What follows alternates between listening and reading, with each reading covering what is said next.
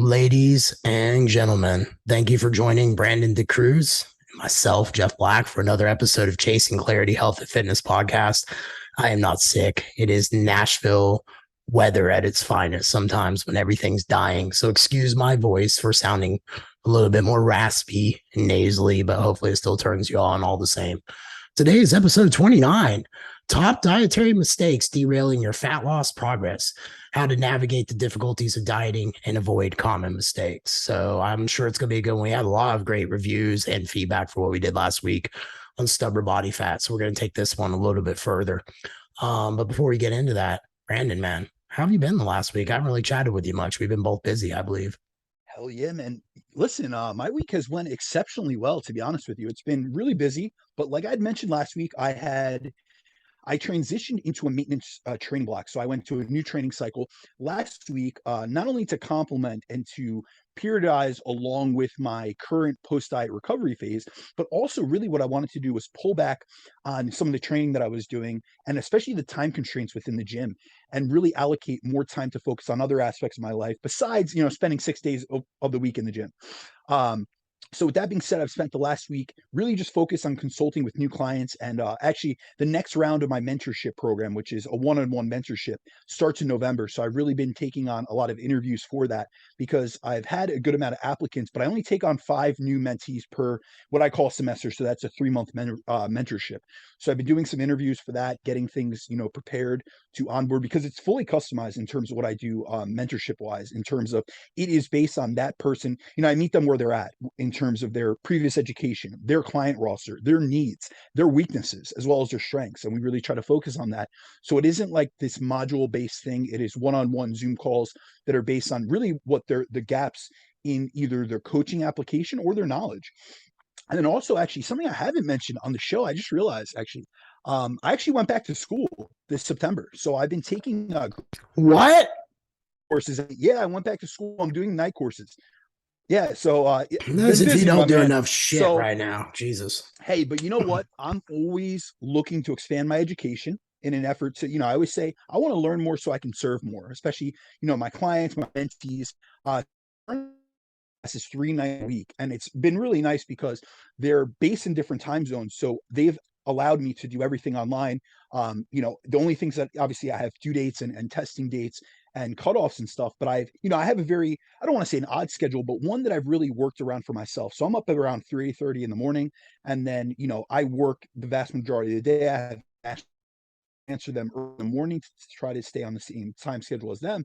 But then I can fit in these lectures throughout the course of my day during times that things are a little bit more dead for me. So it's been really good in terms of, from an educational perspective. I'm going back to physiology courses, nutritional biochemistry courses. I'm even doing some that I've already taken, 10 plus years ago.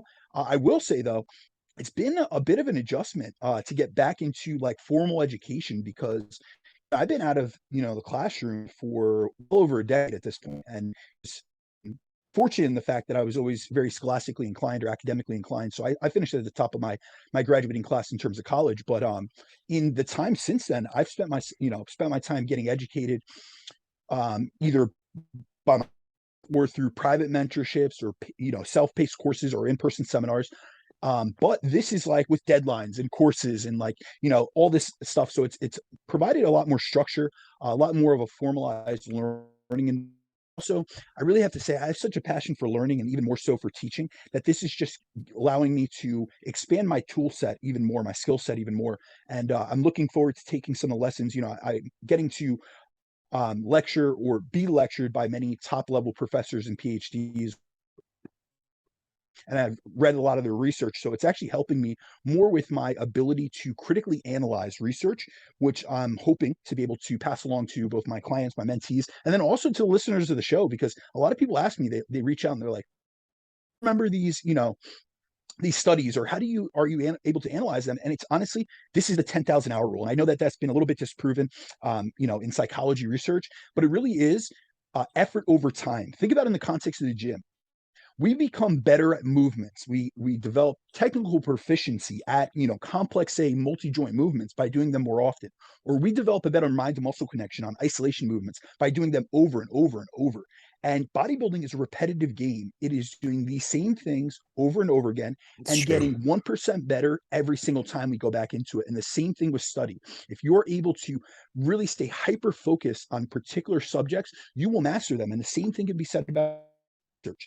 So I look forward to being able to take this more in a formalized manner, especially because I do have some projects coming up, not only presenting with guys like yourself at the PC, but I also have some other more academic focused projects that I'm being consulted for, and some more writing opportunities. And so I really want to be able to, my goal, I always say, I want to bridge the gap between research and information and practical application. But I've spent so many years in the trenches that I have that down, and I'm never going to stop. So I'm always going to be able to refine that skill set. But I have been 10 plus years out of formal education. So I really want to take that to the next level so that I could bring my ability to not only interpret information, but disseminate it to the general public to an even higher level. And that's, everything in my life, I'm always trying to get one step, go up above and really push myself in terms of challenging myself. And I got to the point that I was doing private mentorships with other coaches and mentors and things of that sort.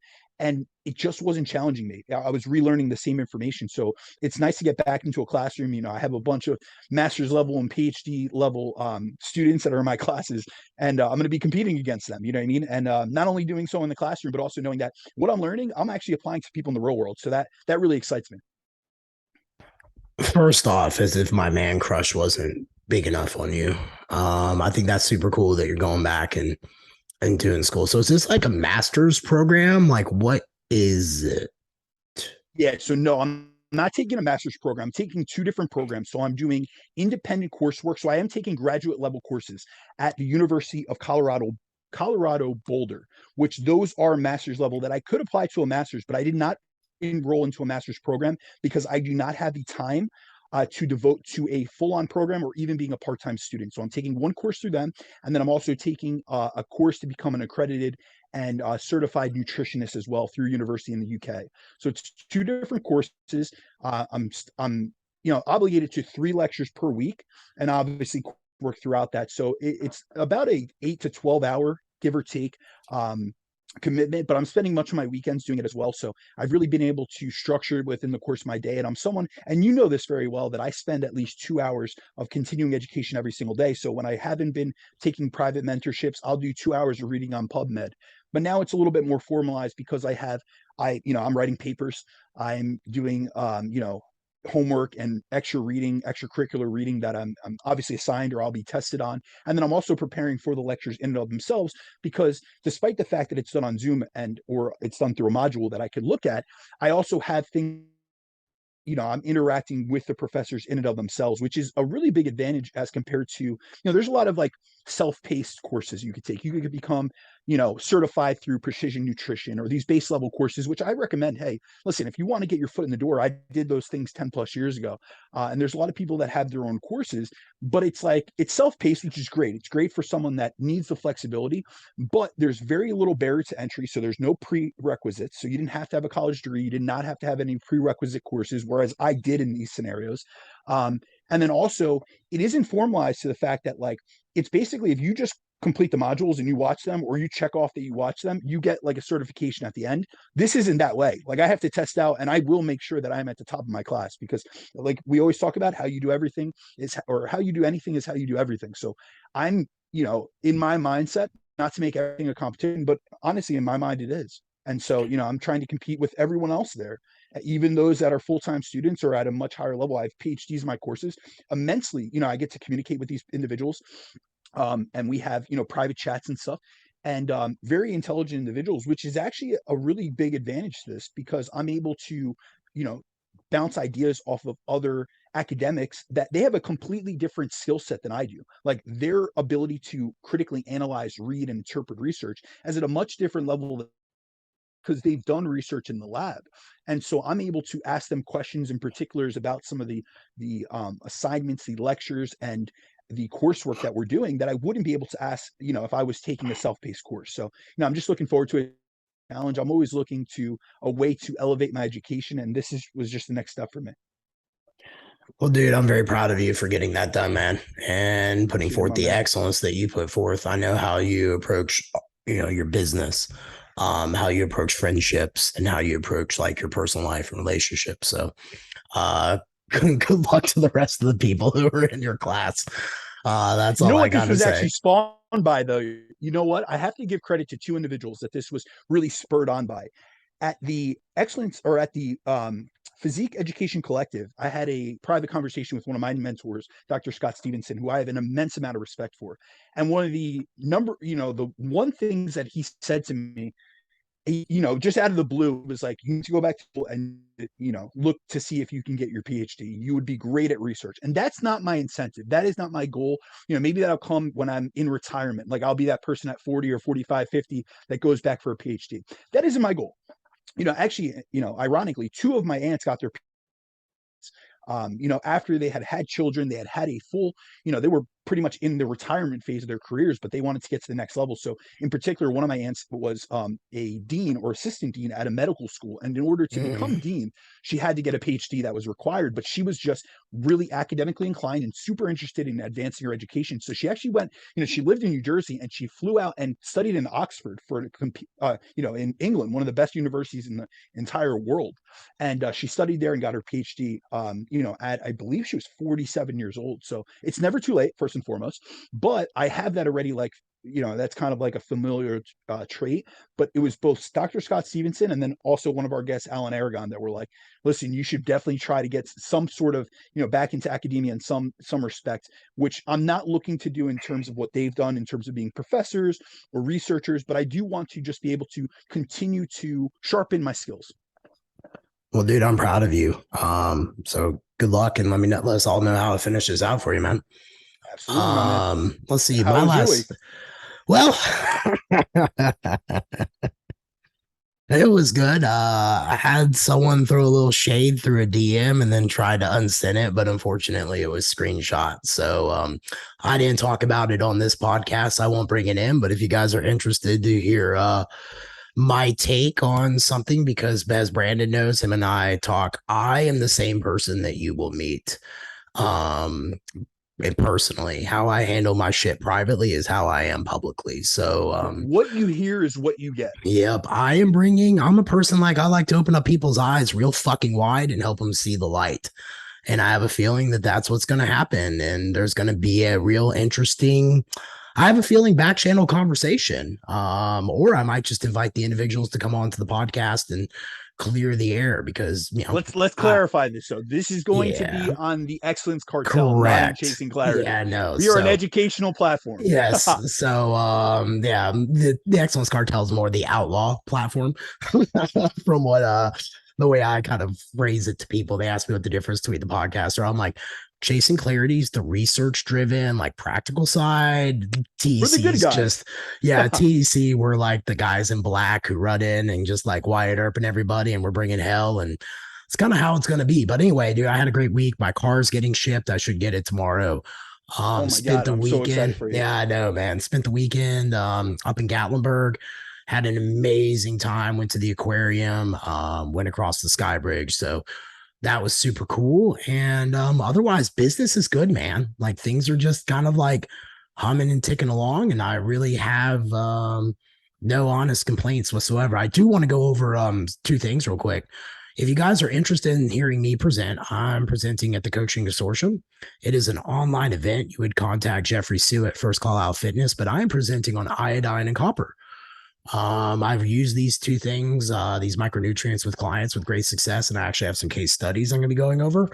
So if you're interested in that, be sure to check out our socials. Mine, Jeffrey Sue at First Call Out Fitness, Jason Theobald, Scooby Prep, there's Sam Miller. There's quite a few of us. And then actually Brandon will be presenting at the Physique Education Collective the following weekend. It's January 27th, 28th. It is in Tampa, Florida. We actually have confirmed hotel and everything. The flyer will be coming out probably sometime next week. And I have all that coming your way, but I will not be presenting at the Physique Education Collective because I will be actually running that event. So I look forward to seeing everybody there. For more information, be sure to follow myself, Brandon, the excellencecartel.com is where you'll be able to get tickets.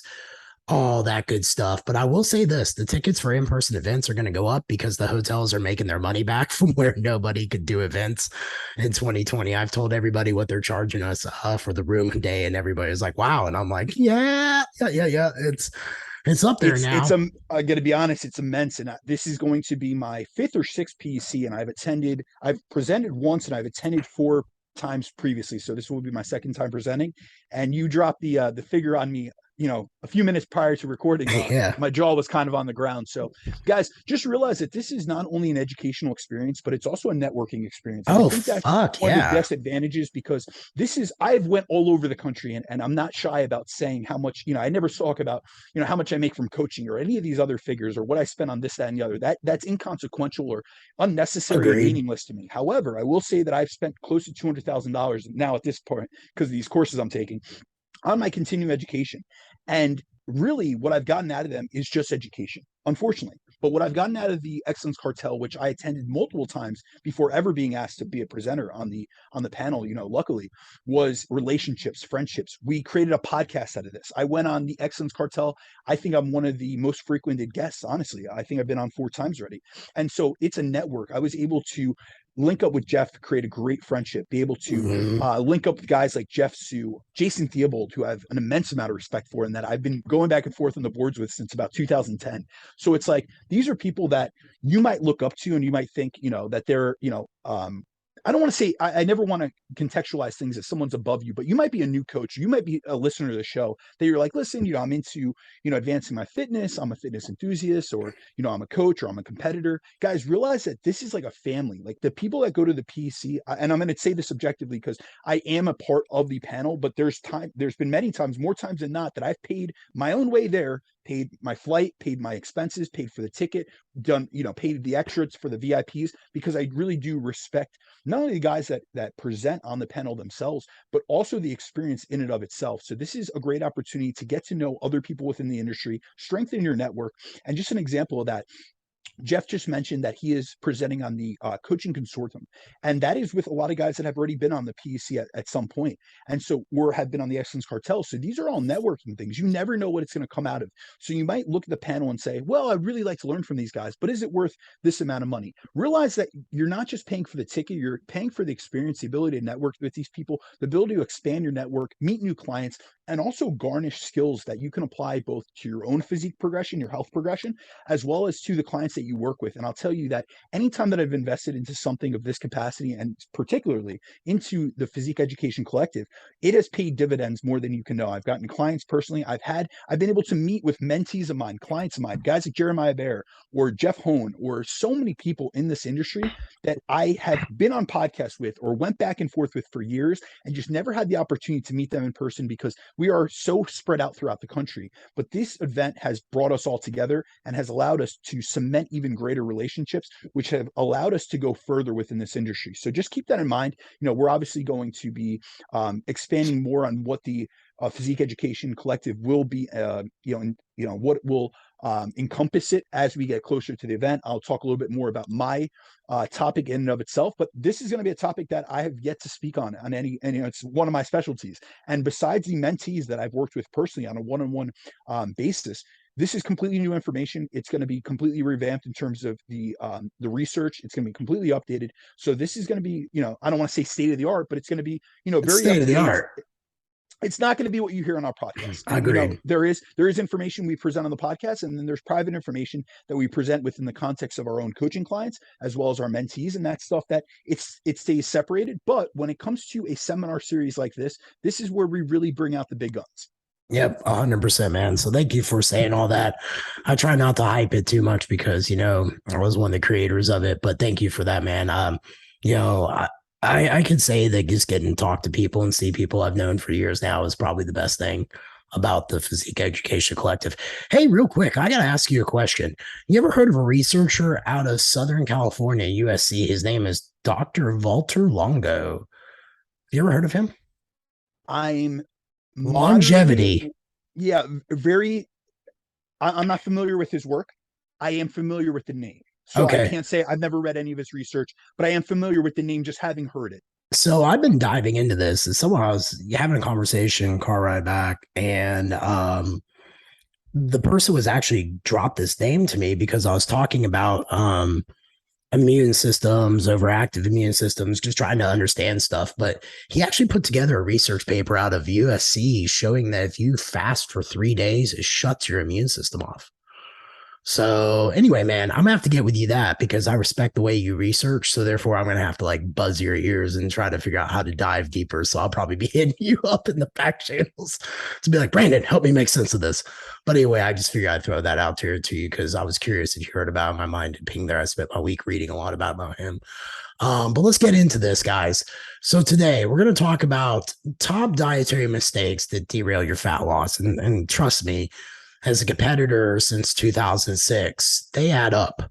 They add up a lot when you start thinking about little things, from the little bites you eat, um, and things like that. To eating out, to just the little stuff that people kind of overlook. So we had three things that Brandon drew out that he felt that was pretty important for us to talk about. Mistake one would be inaccurately tracking calorie intake. Two, eating out often. And then three, not properly portioning out meals, eyeballing portions. So we're going to break these down on a deep dive. So let's kind of get into that, Brandon. Do you, when you work with clients and you take them through a fat loss phase, like I have to remind clients all the time, like, yeah, you might be in a deficit, but last week you ate out. Last week you had like a couple of drinks. Last week you didn't get your steps. Last week you slept awful every night. Like all these things really kind of pile up. So I wanted to kind of get your take on it and start framing this thing out and go over it. Yeah, absolutely. When we look at the goal of losing an appreciable amount of body fat compared to gaining muscle, a lot of people will always make it sound so simple. They'll say, eat less, move more, or exercise more, or you just have to eat in a deficit. And just because the concept of losing body fat is simple on paper doesn't mean it isn't challenging to execute in real life. And that's what individuals and coaches like you and I see in the real world. And so, there's a lot of reasons as to why fat loss is challenging, from the physiological factors to the psychological factors. But there's also a lot of individuals that hold themselves back with how they approach their fat loss phases in general, or their habits and behaviors during a fat loss phase in and of itself. And what I've noticed is many make seemingly small mistakes that may almost seem negligible at first. However, there's this compounding effect of these mistakes, and they add up over time, as you were just commenting on, and Mm-hmm. it acts as a major limiting factor, stopping that person from successfully attaining their fat loss goals. So, being aware of your habits, your decisions, and your behaviors is crucial when approaching a fat loss phase, which is why we must make a conscious effort to avoid making certain key mistakes that will hold us back during this process. So, that's why on today's show, I wanted to cover three of the most common, yet not highly discussed mistakes, especially in the context of dieting. We're going to do one that's on lifestyle in the future, just so people understand that this is a multifaceted approach to fat loss. It isn't just about calories in, calories out.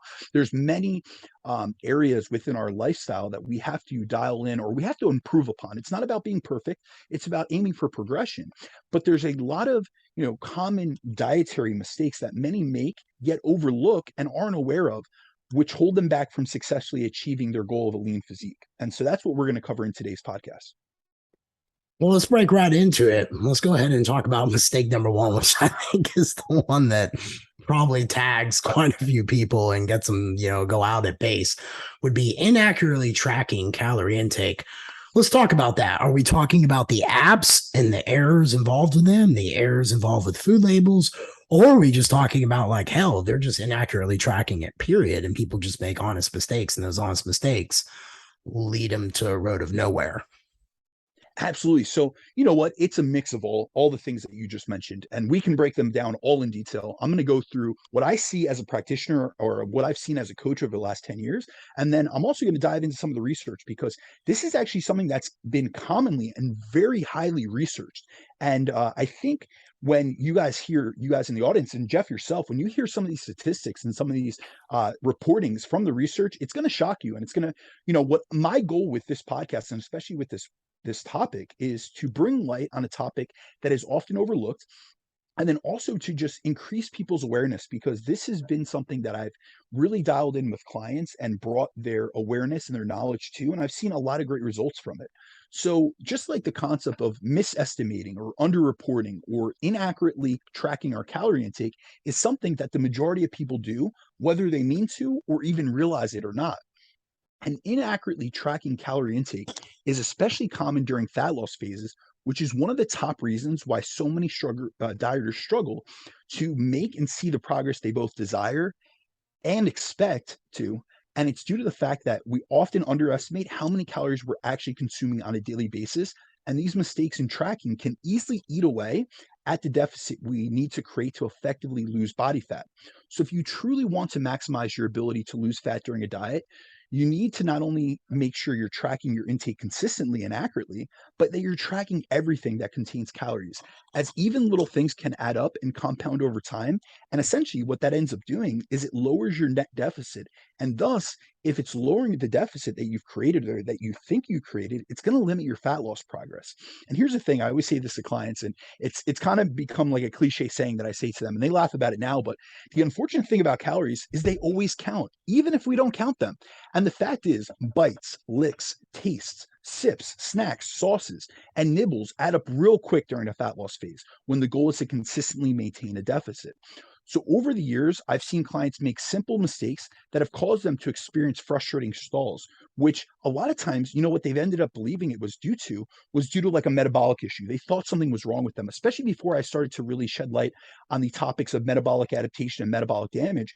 And one of the reasons that I've done so many podcasts and so much, I've went through so much literature on this topic. We've done multiple podcasts on our show. I've done a dozen podcasts on other people's shows about metabolic adaptation. I actually just had one released today in Australia, the Weight Loss for Women podcast, and that's an immensely successful podcast. They get 500,000 downloads plus at this point, so they're a very successful podcast. And I just covered this topic with them.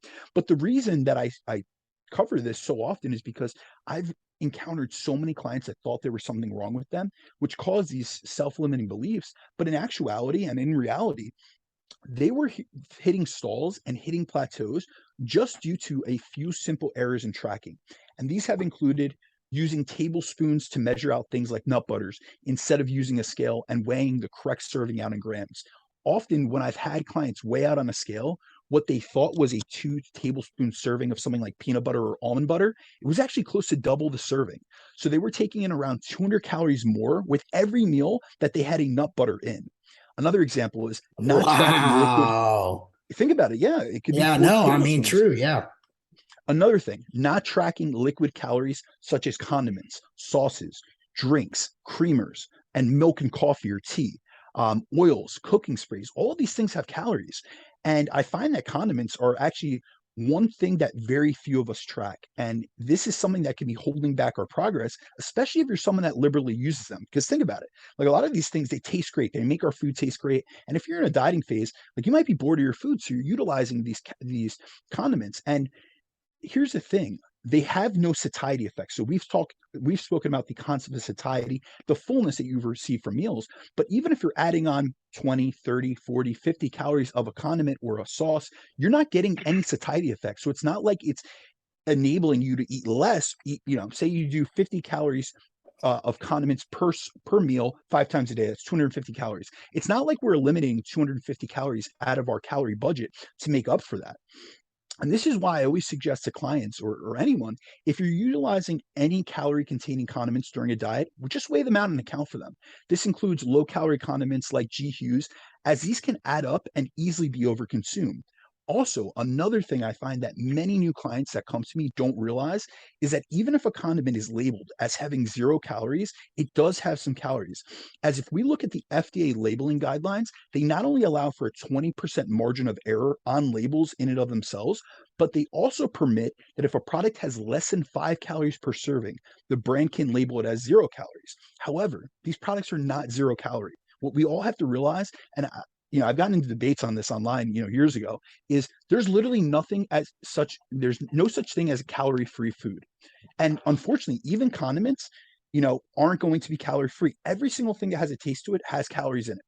even from your sucralose packets, like all these things have calories, but if they're under 5 calories per serving, you might not think it's a big deal, but if you're utilizing 15, 20 packets of those, they're adding up. And we have to realize that just because something says 0 calorie doesn't mean it's 0 calorie. It just means that they're allowed to label it as such. So for example, a great example of this, and I always go back to this with clients, is, yellow mustard. Yellow mustard has actually, it says it's 0 calories, but it actually has 3 calories per tablespoon, or per teaspoon actually. And I have a funny story about this, Jeff. I'm gonna go off on a little tangent, but I No, once go for it, bro. I like tangents. They make the no, shows so yeah, I better. have a little bit of a case study for this. So one time, I had this client in Australia. I'm not going to drop his name, but he's going to listen to the show. He's going to know exactly who he is. So I one time had this client losing at a much slower rate of fat loss than we expected. And here's the thing: I worked with this individual. At this point, I've worked with this individual for a year and a half. But during that dieting phase, I was already 9 months into working with him.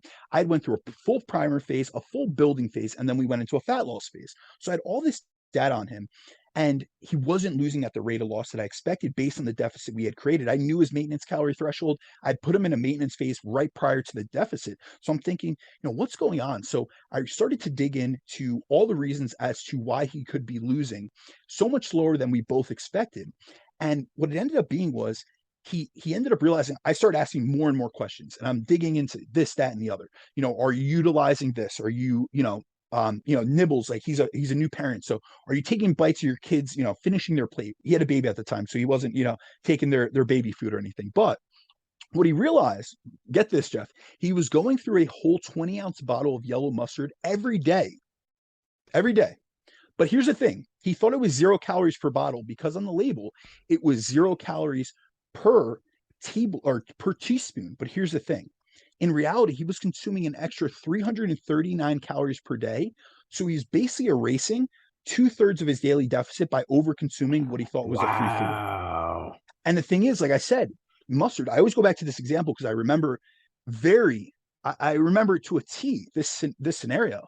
It's 3 calories per teaspoon. So the FDA allows you put 0 calories, but it says 0 calories per teaspoon. Well, that bottle had, I think, 119 servings. So it was 3 times 119 or 3 times 117, whatever it was. And so many of us engage in mindless or distracted eating behaviors, such as unconsciously taking licks, bites, and nibbles while cooking, which almost always go unaccounted for. And the same thing applies to anyone who's a parent, as I work with plenty of parents, and I know plenty of parents who will clean their kids' plate and don't even realize because it's a mindless activity. They're literally like, they're going to throw out their kids' food and they take a couple bites, or their kid says, listen, mommy, have this, or daddy, have this. And, I'm not saying not to do that with your children, but just account for it, or just try to be aware of the fact that you're probably consuming more calories than you are, because the worst thing is to think that you're in a 500-calorie deficit per se, and you should be losing 1 pound per week, and you're not losing any weight. And you're not even realizing that you're negating that deficit. So in your mind, you're mentally in a deficit. You feel restricted, you feel restrained, but you're not seeing any results. So it's like the worst of both scenarios. And then a few other tracking errors I've encountered over the years with dieters is, slipping up on the diet on the weekends and not tracking these into their weekly calorie intake. So, for instance, someone is eating 2,000 calories Monday through Friday, but on the weekends they're eating 4,000 calories. So obviously that's negated, part of their deficit. They've Yeah. essentially erased 2 days of that deficit. However, they're not counting that. So in their mind, they're at say their maintenance calories was 2,500. Well, they think that they're at a 500-calorie deficit. They should be 3,500-calorie deficit per week, but they're eating back their entire deficit and more on those weekends. Another thing is picking the wrong food source option on your calorie counting app. And a lot of individuals have the habit of picking the lowest calorie option, but there are so many inaccurate entries on calorie tracking apps like MyFitnessPal. And what we have to realize is a lot of user generated entries are off in terms of their nutritional accuracy, which can cause you to inaccurately track these entries, which is why it's so important to look for verified entries and to check that they make sense. So for instance, I actually just did this right before we came on the podcast. I was looking up a 50-gram portion of protein, and one of the options, now this was in Greek yogurt. So mind you, it can't be less than 200 calories. You know what I mean? Because it was a non-fat Greek yogurt, but it has carbohydrates as well. So I was looking up a 50-gram portion of, so at the minimum, it could only be 200 or more calories. And there was one on there that said it was 120 calories. So that's something that obviously that doesn't make any sense. Another thing is incorrectly tracking alcohol or not tracking alcohol at all. So you're drinking something, obviously you're getting no satiety response from it, but you're doing it mindlessly and not, accounting for the calories that are coming in. Another thing that I've encountered, and this was wild, I had a couple clients over the years that have taken sleeping medication and have actually been night eaters. I don't know if you've ever encountered this, Jeff, Yeah, but they I've eat in seen the it. middle of the night. Yeah. And then, their significant other will say, hey, you went through, peanut butter or went through, it's usually like, easily eaten foods that take no preparation, but they don't track it. And then I'll tell you, I'm gonna admit my own guilt. One mistake I even call myself being guilty on during my previous, like my early fat loss phases, has been eating packs of gum. So I used to go through gum like a mother effer. And so what I didn't realize, I never Did you accounted really for just it edit initially. yourself on this podcast? Come I did, on. my man. Anyway, it's my mom listens. So anyway, Hi, Mom. I used to go through packs of gum and I never took them into consideration. And then what I realized was each pack had like 20 to 30 grams of carbs, which I could have easily saved and used towards something more satiating, like a large bowl of fruit or a sweet potato or something like that. And these were things I wasn't accounting for, and they were slowing over time. In 1 week, I didn't notice a big effect, but all of a sudden, I'm going at a slower rate of loss. And I'm a very analytical individual, especially when I was competing. And I'm noticing that I'm not losing as quickly as I should, or I'm having to lower calories even more. And now I'm getting less whole foods, less satiety response. However, I'm not seeing the results that I want or the results that I expect. And so that's where we really have to just bring awareness to this. You know what I mean? 100%. I do have a question for you. What do you think? I found this out to be a thing that people kind of screw up on their coffee. Do you talk to a lot of clients about like that stuff, like the artificial sweeteners and just some of the stuff that they add? I'm like, hey, that stuff piles up. If you're going to utilize them, perhaps fine. I understand the need to have some stuff here and there. But at least measure it, weigh it, understand it, add it. And then the last thing I want to ask you as a coach, what app do you find is the most accurate to remove some of this and put a client in the best position to win when tracking? All right. So for your first question, definitely I speak about coffee because that is a part of our culture. Caffeine is the number one most used drug in our society, and coffee is the number one source of caffeine in the American diet. So often this is just like a part of their culture. It's a part of their daily routines. But a lot of individuals that aren't, if they're not like a competitor or even competitors in and of themselves, they're not used to tracking these things and they don't even think about the calories that are contained in them. So I can't tell you how many times that someone tells me that they skip breakfast or they fast for their breakfast, but they're actually taking in 300 or 400 calories in a latte and don't even realize it. And Yeah. there's been times that I've literally, I'm very big into when someone comes to me, I want to add to their diet rather than take away initially.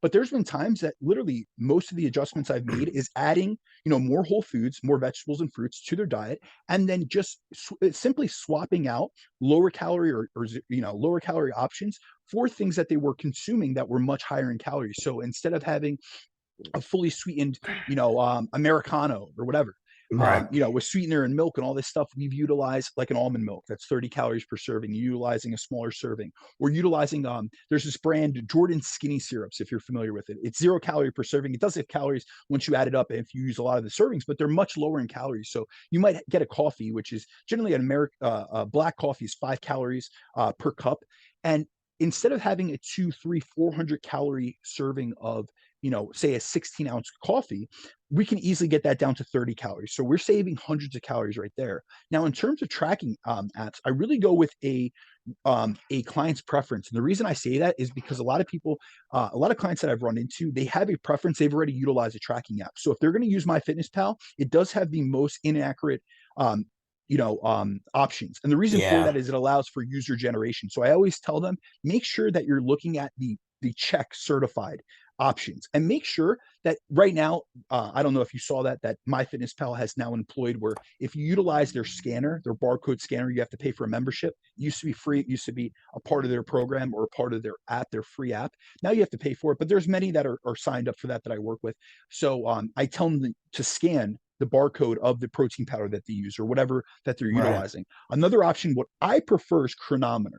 A I lot of use people that. don't like their interface. And so I do understand that, but I personally use Chronometer because I want the micronutrient values of those foods, which a lot Agreed. of other scanners don't have. But I'll tell you, I go back to do you remember Fit Day PC? I remember that like vaguely long ago. That's I how I actually started hated tracking. my Fitness Pal I used to do an Excel spreadsheet for the longest time where I hand wrote everything out, added it up on the labels, and just rotated menus. And then I actually found Lose It like that, but then it got a little cray cray and I moved over to Chronometer. Mhm. Yeah, I'll be honest with you. And I always say this to clients when someone comes to me and they haven't tracked. One of the greatest educational tools you can do is track your intake for a continued period of time. You're going to learn what's in food. You're going to learn the calories and macros and micronutrients, the fiber intake. You're going to be able to learn food swaps and increase your food flexibility.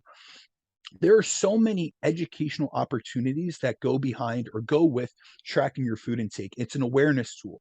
It's bringing awareness about your habits around food, your eating behaviors, your snacking behaviors, especially because if you get used to tracking, initially you only thought about when you did a dietary recall. So say we just recalled in our mind, what did we eat in the previous 24 hours? We often forget those licks, bites, tastes, those snacks, those in between meal things that we grab, the granola bars, the handful of nuts, all this stuff. When you start tracking, you get really used to that being a part of your lifestyle.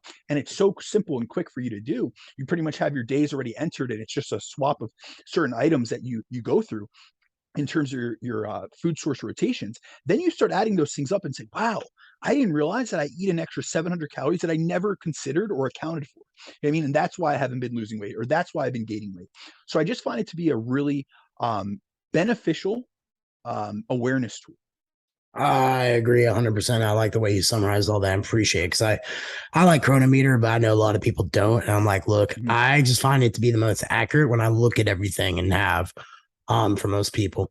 And I think with the interface, I get it, but I'm also like I tell people like, hey, if you're trying to get the most results, just figure it out and dig in and deal with it. You'll be fine. The next thing let's talk about, I think we wrapped up that one pretty good. Let's talk about eating out too often, like the Chipotle runs, the tzatziki meals that I Oh like that yeah. are off, the just the little stuff like I go out, I get the real chicken and it's just covered and smothered in butter and oils and shit, and I have Uh, like skin breakouts afterwards. all right, before we go through that, you know what I have to go through? I have to bring Sure. this up. The research on the prevalence of misreporting calorie intake, my man, because Oh, this is going to blow 100%. your mind. Because I don't Oh, I want to didn't just see take what that I've one. seen in the trenches.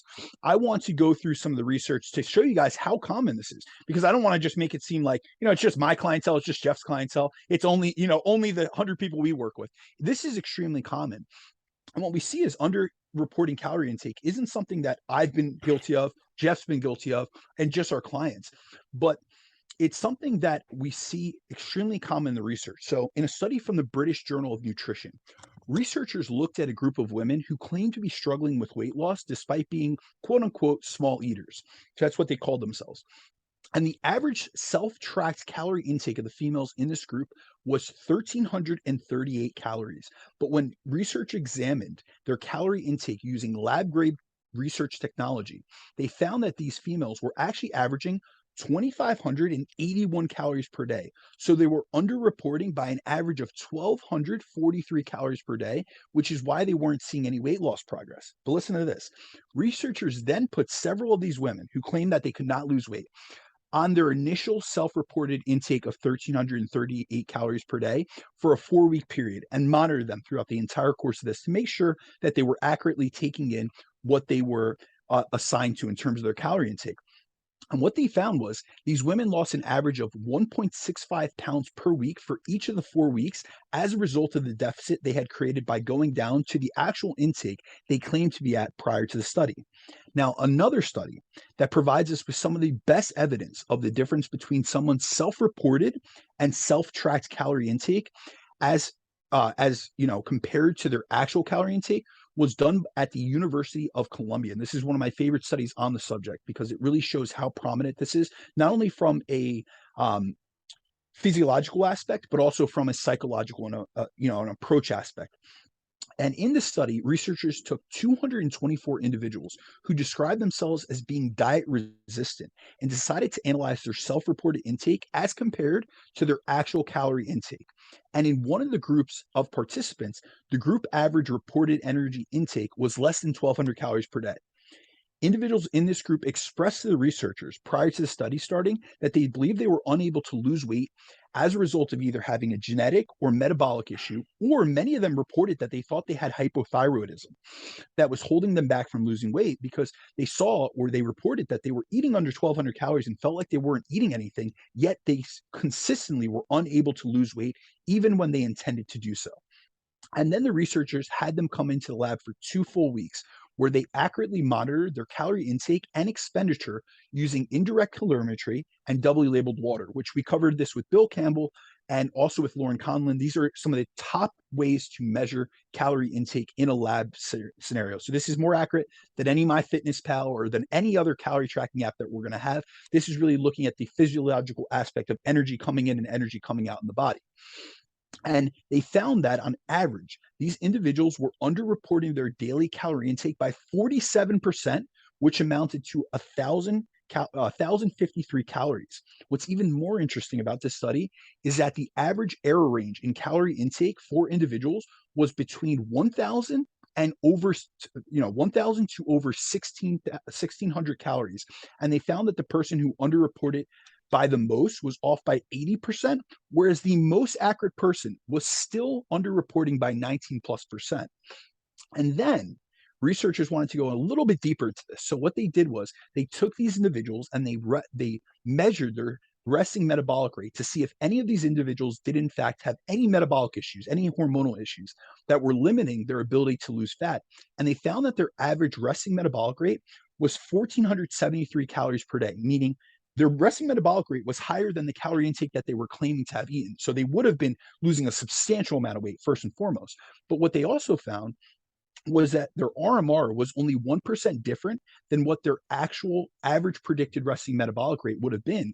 And in actuality, their resting metabolic rate turned out to be an average of 10 calories higher than the researchers had predicted. So they didn't have a slow metabolic rate or any metabolic issues at all. They actually had a slightly higher metabolism than researchers had expected based off their predictive equations. So this shows like there's so many, common examples of misreporting. But here's the thing, it's important to note that the subject of underreporting, whenever I talk about the subject of underreporting, I always try to get across to my clients when I discuss this topic that the fact that we mistrack or that we misreport and underreport our calorie intake is normal.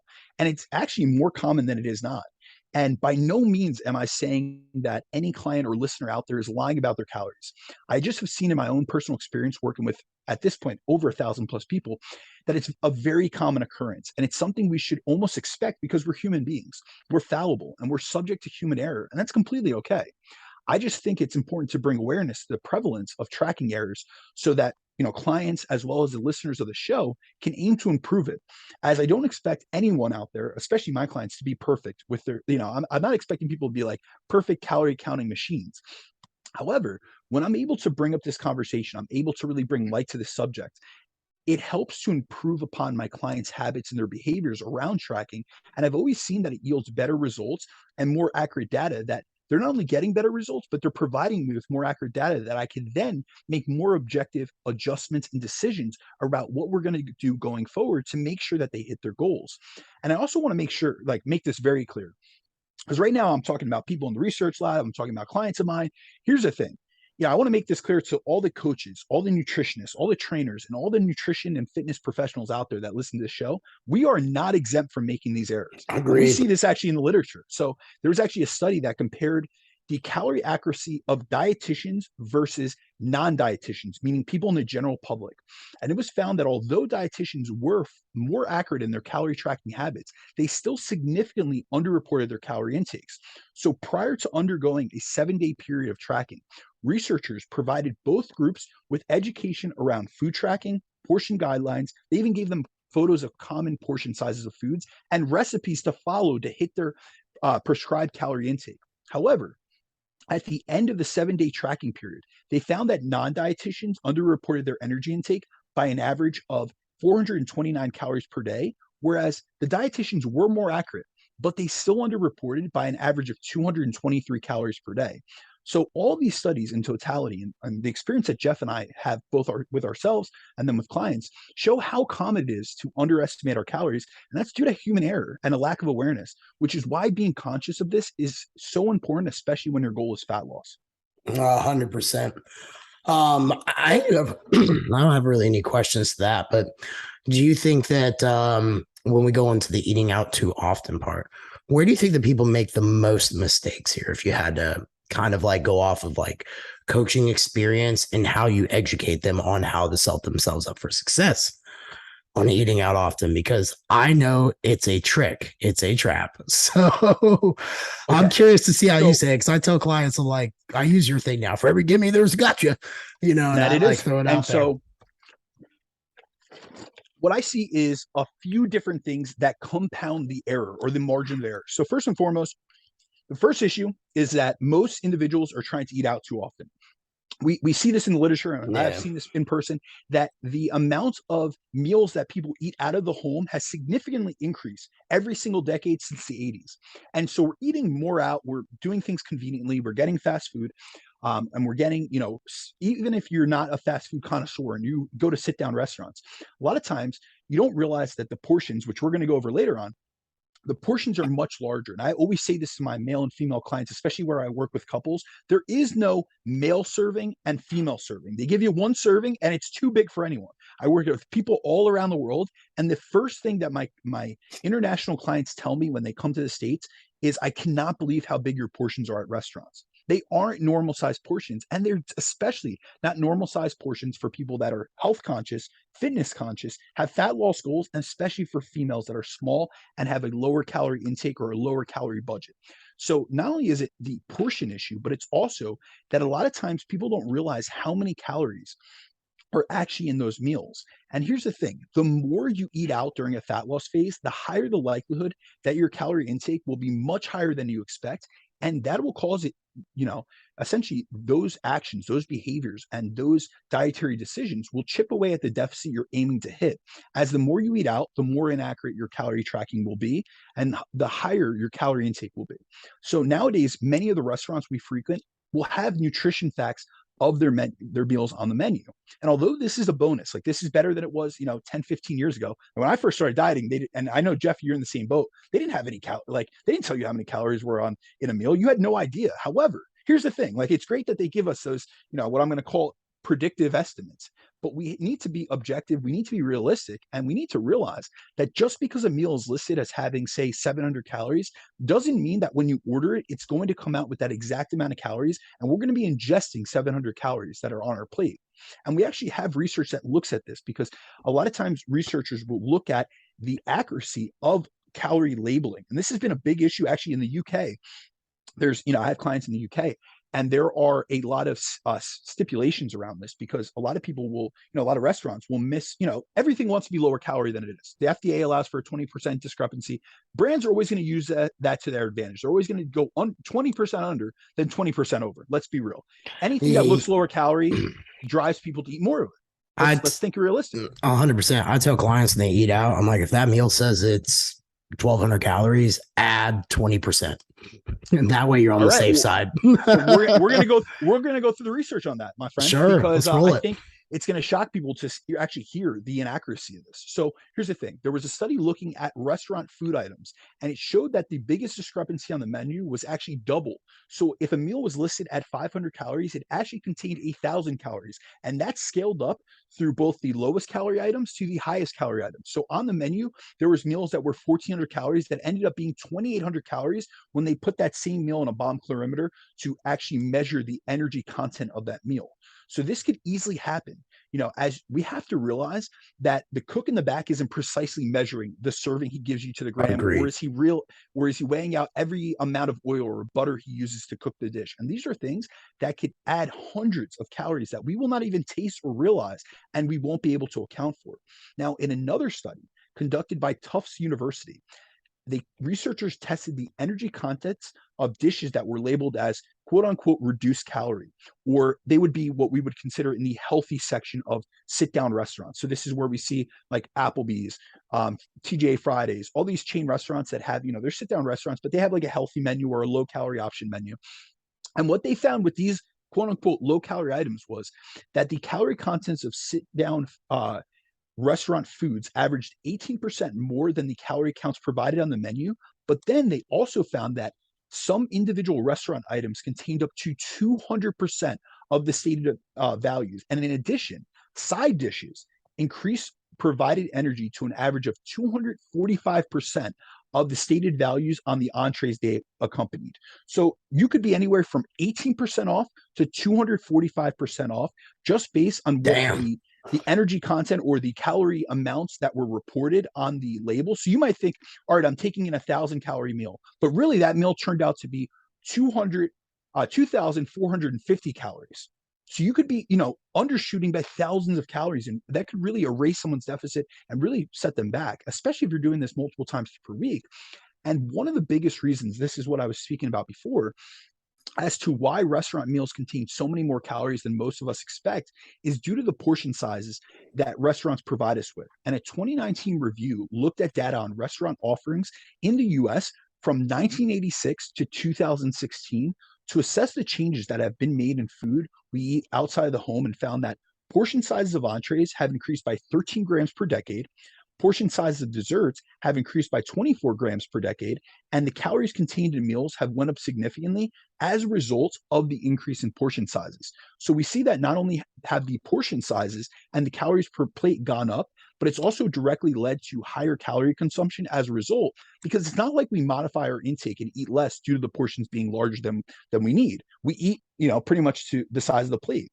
And then another 2016 review on restaurant consumption and daily energy and nutrient intake and US adults found that eating out was associated with an average net increase in daily total energy intake of 190 calories. So those who were likely or who ate out often, and this was, I think, categorized in the study as 2 to 3 times per week, so 2 to 3 meals outside of the home per week, increase their total energy intake, their total fat, their saturated fat, their cholesterol, and their sodium intake, as compared to individuals who ate self-prepared meals at home. So these are all examples Yeah. of ways that we're increasing calorie intake, we're negating that deficit, and also we're thinking that we're consuming far less calories than we actually are. And these are things that we don't mean to do. You know what I mean? These are subconscious activities. And so, these are things that we really have to be aware of.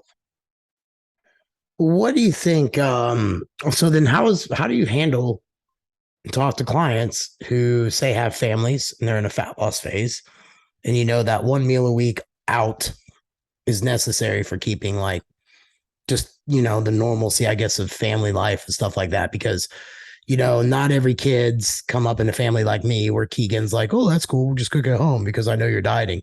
How do you work with people on that then? Okay, so I really focus around the habits behind things. So what I really like people to do, clients of mine, I have a full guide that I provide them with, or I'll have a conversation with them previously. I want them to first look at the menu prior to going to the restaurant. I want them to pull up whatever restaurant they're going to, look at it beforehand, and make a decision on what meal that they're going to eat before they're starving. So when they're full and their mind's in a good place, I make sure that they pick something that they're going to be able to better estimate their energy intake. So generally that will be a lean protein, a fibrous carb. I often will tell them to preload their meal with a water preload. So generally I actually recommend very specifically is I'll have them get, when you get there, already have the menu item that you want up. Realize that it's at least going to be 20% off. So I always tell them to track it as at least 20% off. And you usually do that not by overestimating the protein content by 20%, but because generally restaurant meals will have higher fat content and lower protein content than listed on the label, because protein is the most expensive macronutrient that they're going to provide you with. Correct. So what I'll have them do is pick a lean protein source. So that could be a sirloin steak. That could be a chicken breast. I tell them to, you've seen me order, my habits very well. I'll ask for no oil or no butter. So I'm trying to account for those extra liquid calories that aren't providing with any satiation. However, they are adding to the calorie content of that meal. So I've already eliminated a couple hundred calories. I had them start the meal, or when they get there, with a water and a diet drink or a 0-calorie drink of their choice preload. So I'm trying to fill up the stomach, which has actually been shown to decrease ad libitum intake because of the satiating effect of filling up the stomach. And this is something we spoke about in terms of satiety response. Part of the way that we receive fullness to the brain, or we get signals of fullness to the brain, is through our gastric stretch receptors in the stomach. So if you could fill them up with liquid, you can fill them up with vegetables prior to actually eating your entree, you're going to be less likely to eat that entire meal. So I'll have them order, when they first get there, I'll tell you what I do personally. I get a diet soda, so I get the fizzles, and I get those bubbles that fill up my stomach with water. I make sure both of those are drank previous to the meal. So that's a liquid preload. That's actually been shown in some research to decrease calorie intake between 180 and 300 calories at a meal. So I've already set myself up in terms of satiety with that. I always order a side salad. The reason for that is because that's something that's not going to be cooked in oils or butters. And I always tell them, get salad dressing on the side if you want to dip your fork in it and utilize it that way. Or you could do my mustard special, which you take yellow mustard, which does still have calories but very low calories, mix some sucralose in there, and it tastes like honey mustard. This is something I've done in restaurants with Jeff, and even when restaurants haven't had the mustard, I bring it right out of my bag. So there is no shame in my game, because I would rather get 20 calories serving from a honey mustard that I made than 400, 500, 600 calories from a creamy or a oil-based dressing that isn't giving me any satiety response. So I start my meal in that fashion. Then I recommend that they order lean protein without oils or vegetable, or without oils or butter. And then also look for a side that's going to be highly satiating, but is going to be going to have minimal additives. So I really like them to go with the least amount of ingredients on the menu as possible. Look for things that you can get the sauce taken off, or the breading taken off, or you can get a grilled plate instead of a fried plate. This is when someone frequently, so I work with a lot of individuals that they travel for business. So they're actually eating far more frequently in restaurants than would be optimal.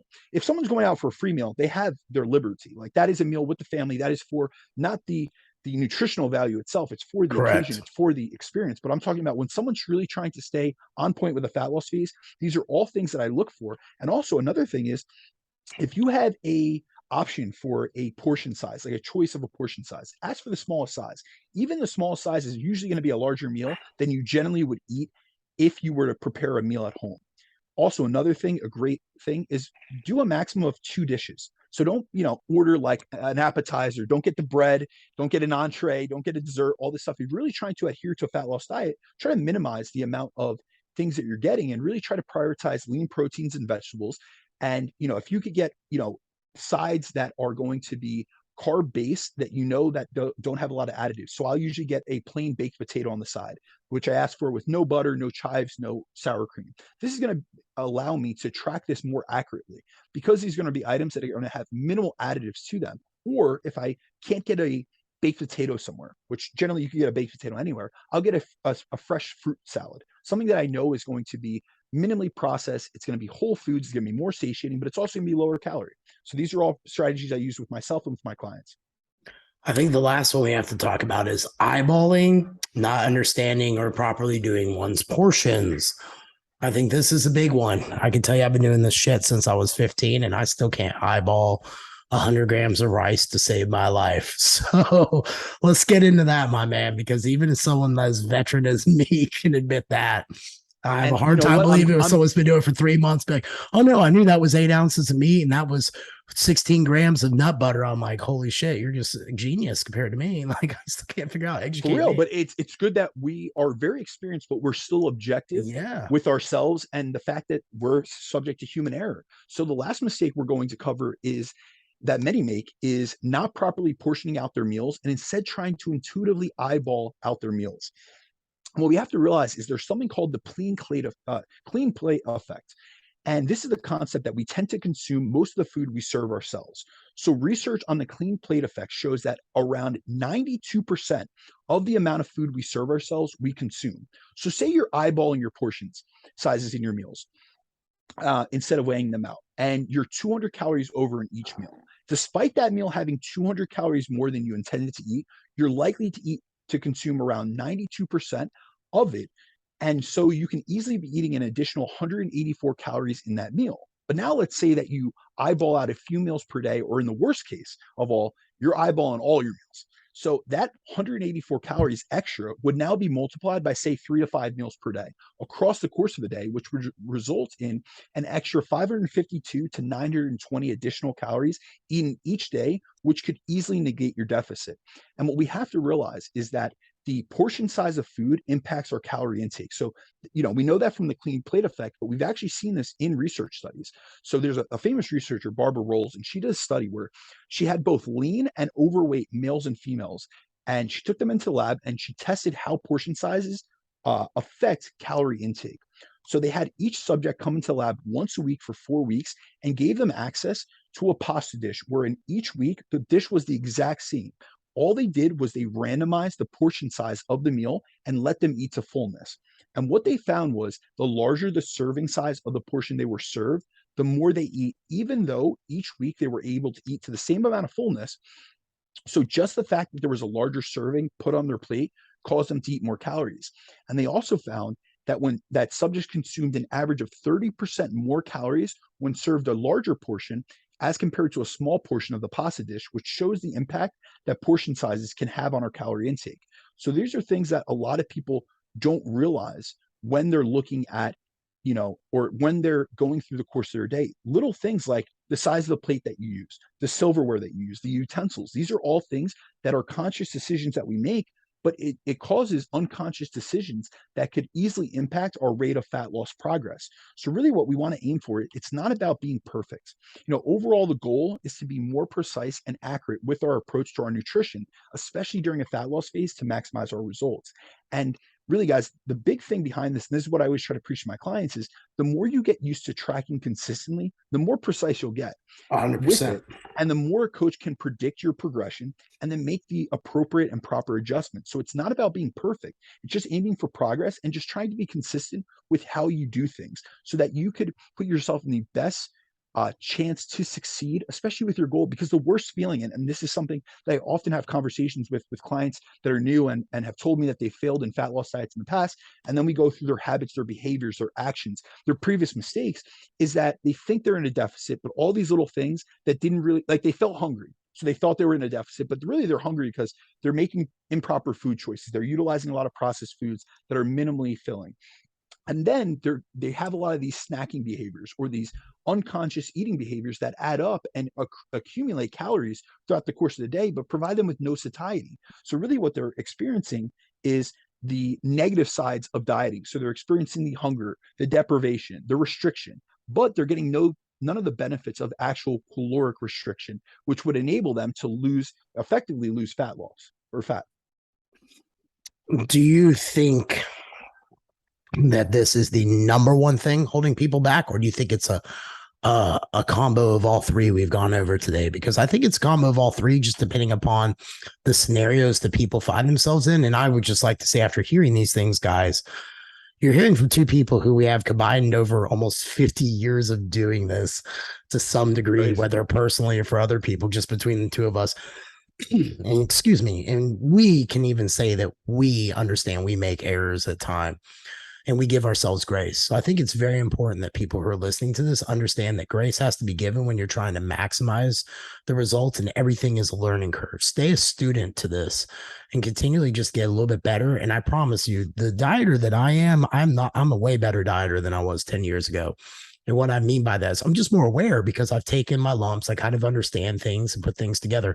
And that's really what the journey of health and fitness is. It's a continual progress effort.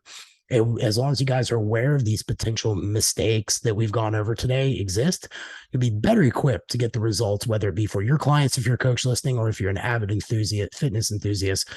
You'll get better results for yourself by understanding these mistakes there and just trying to just get, maybe 1% better at it each and every time you go out. It eventually adds up over time.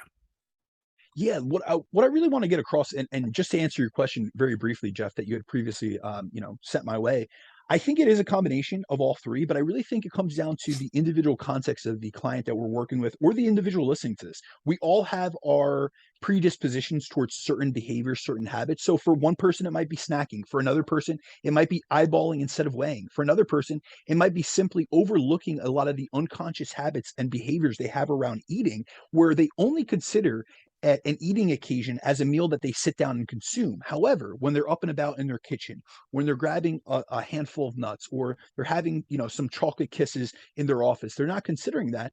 And I'm not saying you have to eliminate that completely, but if you really want to give yourself the best chance to succeed, let's add all these things up and let's just account for them so that all right, well, this week I consumed an extra 500 calories, across the course of, the 7 days. And so now my rate of loss is going to be a little bit slowed. So there aren't these high expectations to lose a certain amount or to see a certain amount of progress. And then wondering, hey, is there something wrong with me? Is there an issue? Am I non-responsive? Am I diet resistant? We have all these terms that make individuals feel damaged. So it's not that these, I find these to be very common mistakes that people engage in. However, very few people talk about them. There are a lot more sexy topics of mistakes. You've damaged your metabolism, or you have hypothyroidism. There's a lot of people in this industry. Yeah. They harp on these sexier concepts. And believe me, I understand thyroid physiology in very vast detail. And I go through this in my private mentorship with clients. However, I don't think that's what's affecting the vast majority of people. I really think it comes down to their habits and behaviors. And that's why I try to cover more of the basics that other people overlook, because the basics are what build the foundation. And so if you don't have your foundation down, it doesn't matter what hormone, rejuvenation, protocol that someone's throwing you on. It's about being able to find the right strategies, really nail the approach first and foremost, and get yourself into a deficit, and then be able to do things in an accurate and a progressible manner where you're able to actually look at and objectively assess, what am I doing and what results is it yielding? Am I sticking, am I accurate in terms of my tracking? Am I consistent in terms of my consistency to the plan and adherence and things of that sort? And then we can look, under the hood. I'm a big fan of blood work. It's never that I would say that that's not a vital component of coaching. But I think that a lot of people are looking for these protocols to, like, quote unquote, fix people. And that's because it's a simple sell. They can become a thyroid guru or a gut health guru or whatever it may be, but they're overlooking, they're stepping over pennies, they're stepping over dollars to pick up pennies. And so really my goal is to really open up, both my clients as well as our listeners' eyes, bring some awareness to them, help them improve their habits and behaviors. And then if they need further help in terms of a very in-depth coaching capacity, that's where, our one-on-one services would really provide a lot of extra expertise. But in the context of a show, the vast majority of people, they really do need to improve their habits, their lifestyle, and their approach to how they go about their nutrition as well as their training. Agreed, man. So where can everybody find you real quick? Hey guys, feel free to reach out to me at @BrandonDeCruz_ on Instagram, or reach out to me via on email through bdecruzfitness@gmail.com. Guys, I'm Jeff Unbreakable Black on Instagram. And if you guys want to email me, it's jeff@relentlessforever.com. B, man, as always, it was a great day, dude. Hell yeah, brother. Looking forward to next week. Ciao, guys. Love us, like us, share us, review us, pimp us out. Subscribe. Yeah, subscribe. All the stuff that helps us out. We really appreciate you all. Thank you guys so much. B, I'll chat with you later, bro. Sounds good, my man.